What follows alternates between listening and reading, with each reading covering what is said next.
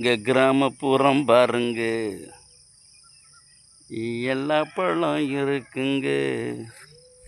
கோவம்பழம் பாருங்களேன், சூப்பராக இருக்குது பாருங்கள். கோவம்பழத்தை சொல்லலை போன வீடியோவில், அழகாக இருக்குங்க, சூப்பர் பழங்க.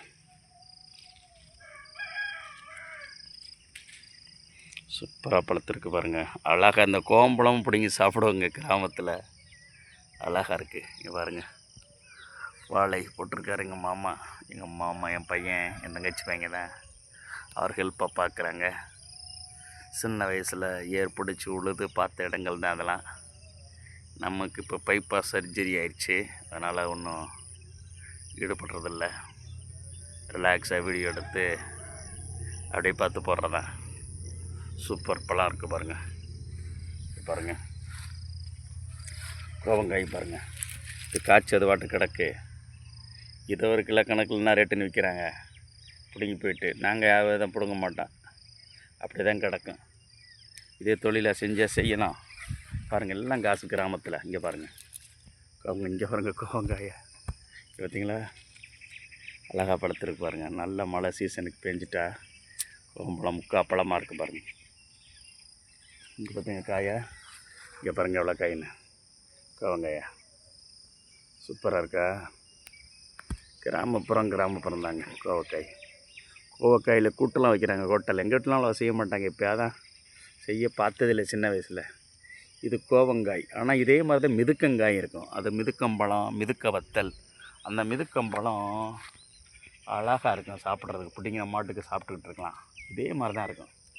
ஆனால் இது கோவங்காய், கோவம்பழம் அவ்வளோ இருக்குது பாருங்கள். சூப்பர், எவ்வளோ ரெட்டிஷாக இருக்குங்க, அழகாக பழுத்திருக்கு. அது எப்பவுமே கொடி கட்டி வசதியாக, கொடி இருந்தால் எதுவுமே அழகாக காய்க்குங்க பாருங்கள். அப்படியே படர்ந்து அழகாக காய்ச்சிரும். கொடி வசதியாக இருக்குது பாருங்கள் படர்றதுக்கு. எப்பவுமே ஹெல்ப் எந்த ஒரு விஷயத்தையும் வசதியாகவோ படிக்க தோதா அந்த எங்கே இங்கே பாருங்கள், இந்த கொடி வசதியாக இருக்கிறதுனால தான் அந்த காய் அழகாக காய்க்குது. சூப்பராக அருமை. பாருங்கள், நல்ல மழை பெஞ்சிருக்கிறதுனால பசங்க, பையன், என் தங்கச்சி பையனை உழுது போட்டிருக்காங்க வாழையை. நிறைய புல் களை எடுக்கிறதுக்கு ஆள் அவ்வளோ இல்லை, உழுதுடுறாங்க இப்போ டிராக்டரை வச்சு. அருமையாக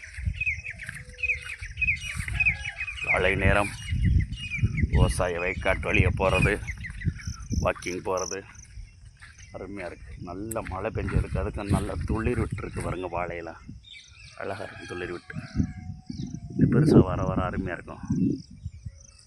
அழகாக இங்கே பாருங்கள், பறவைகள் பறந்து போகுது மேலே, தெரியல உங்களுக்கு, கூட்டம் கூட்டமாக பறவைகளும் போகுது வனத்தில்.